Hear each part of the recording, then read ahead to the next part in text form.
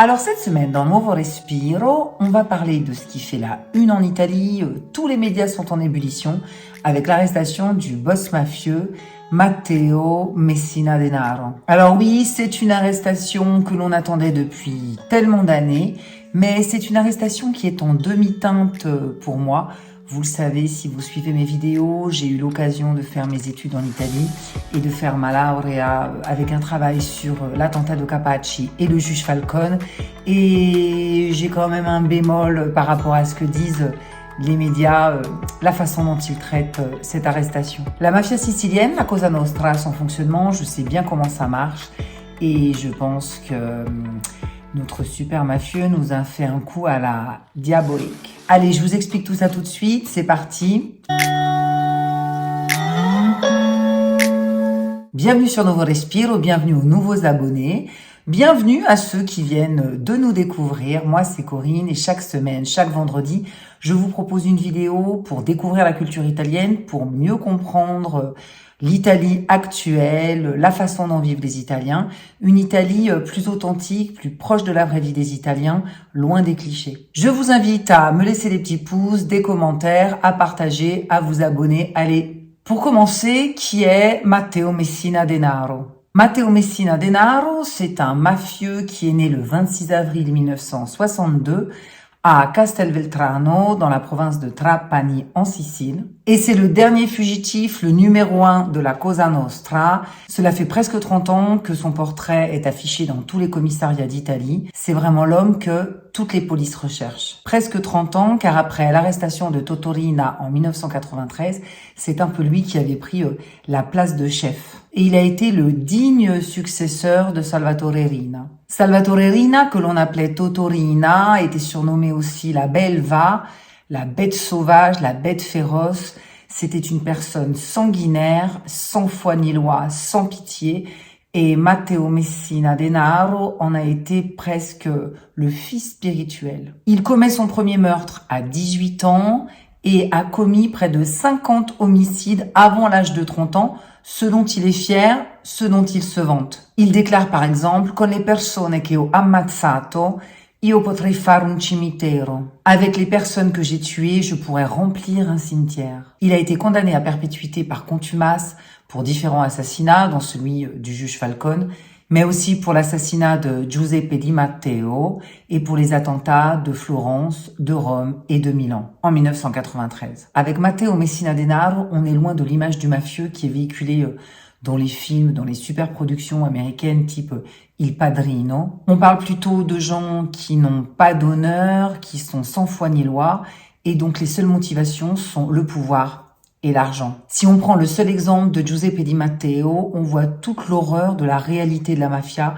qui est vraiment loin des stéréotypes véhiculés dans l'imaginaire collectif. Giuseppe Di Matteo, c'est un petit garçon qui a 12 ans et qui est kidnappé le 23 novembre 1993 alors qu'il est au centre équestre. On le recherche dans toute la région, on le cherche dans tous les hôpitaux et le 1er décembre 1993, la famille du petit reçoit un message « Tapaci la bocca, fermez-la » avec 2 photos de l'enfant. Le but de ce kidnapping, c'est de faire taire le père Santino Di Matteo, qui a commencé à collaborer avec la justice à propos justement de la strage di Capaci, de l'attentat de Capaci où le juge Falcone est mort. Et donc, on fait pression sur le père afin qu'il se rétracte, qu'il arrête de tout balancer. Les conditions de détention de l'enfant sont inhumaines. Attaché, bâillonné, suspendu à un crochet de boucherie pendant des journées entières. Et Matteo Messina Denaro était l'un de ses geôliers. Santino Di Matteo, collaboratore di giustizia, repenti, qui travaille avec la justice,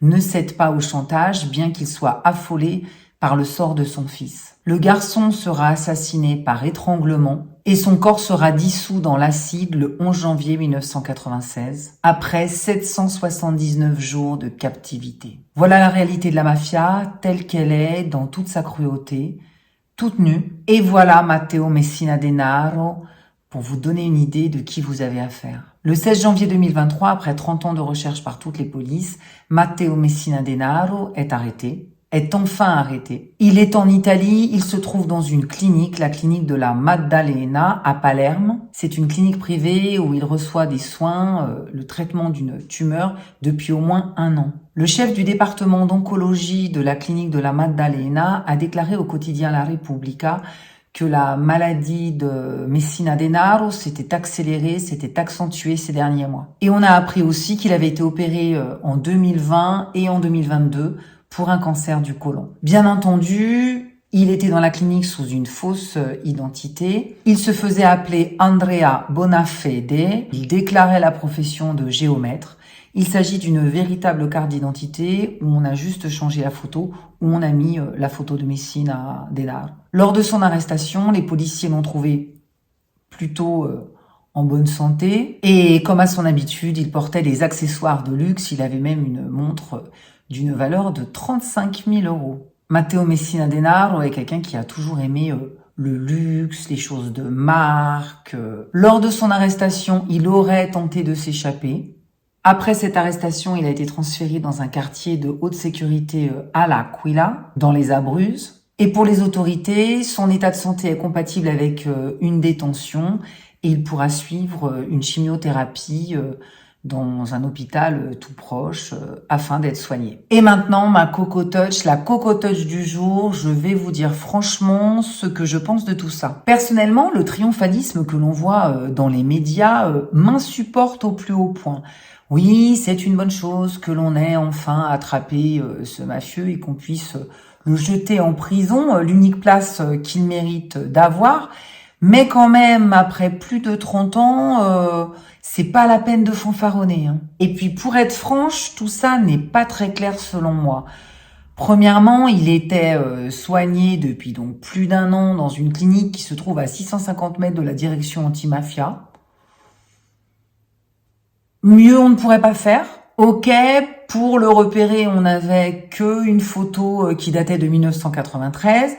Mais franchement, a-t-il tant changé que ça? Et troisième point quand même cette arrestation, c'est un peu un remix de l'arrestation de Totorina en 93. Pour vous le dire franchement, et cela n'engage que moi, cette arrestation a été planifiée, orchestrée. Matteo Messina Denaro a besoin maintenant d'être soigné et il a certainement dû négocier cette arrestation avec des contreparties. Ses liens avec certaines personnes des milieux politiques sont bien connus. Pendant toutes ces années, il a dû rester bien tranquillement dans son fief. Il est toujours resté dans le même coin, vers Palerme, vers Trapani, ce n'est pas très éloigné. Ceux qui connaissent la Sicile savent que là-bas, tout le monde se connaît. Et je pense donc que sa présence en Sicile a toujours été effective. Il est toujours resté là-bas depuis 93. Et tout le monde le savait, mais tout le monde se taisait, soit par peur, soit par intérêt. Donc non, cette arrestation n'est pas un coup à la mafia. Selon moi, la relève est déjà en place et Matteo Messina Denaro nous a fait un joli coup de passe-passe. Il nous a fait un coup de passe-passe à la Diabolique. Diabolique, je ne sais pas si vous le connaissez.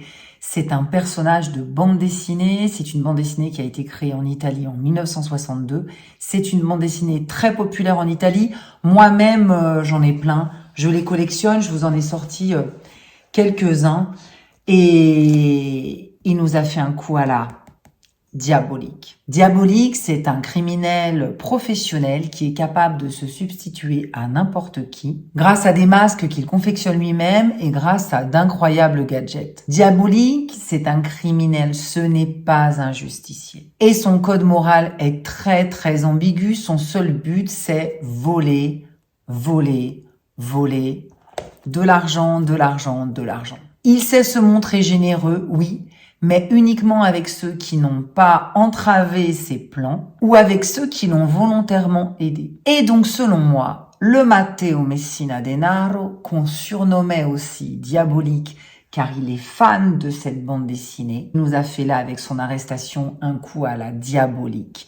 Il a endossé le masque que l'on attendait pour pouvoir s'en tirer, pour pouvoir sauver sa peau au sens propre du terme cette fois-ci. Bon, cette arrestation, elle me réjouit quand même. C'est un bien, et c'est un bien profond pour toutes les victimes. Bien entendu, je pense à Giovanni Falcone, avec lequel j'ai des liens privilégiés, mais je pense aussi à toutes les victimes, de près ou de loin, de la mafia et de Matteo Messina Denaro. Ceux qui vivent depuis longtemps traumatisés, par exemple le policier Angelo Corbo, qui a survécu à l'attentat de Capaci et qui encore aujourd'hui ne s'est pas remis de ce qu'il a vu. Je pense aux victimes de ce que j'appelle l'impossible deuil, c'est-à-dire de ceux dont on n'a jamais retrouvé le corps, notamment tous ceux qui ont été dissous dans l'acide ou les corps qui ont été fondus dans du béton dans des bâtiments. C'est ce qu'on appelle en Sicile la lupara bianca. On ne retrouve jamais les corps,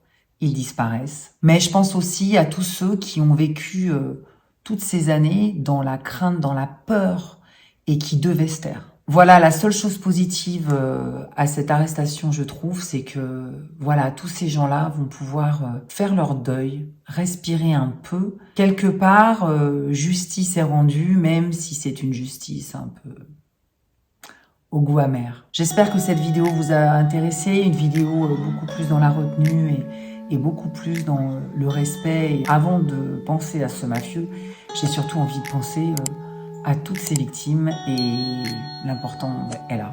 Je vous dis à vendredi prochain pour un nouveau Respiro. Allez, ciao ciao.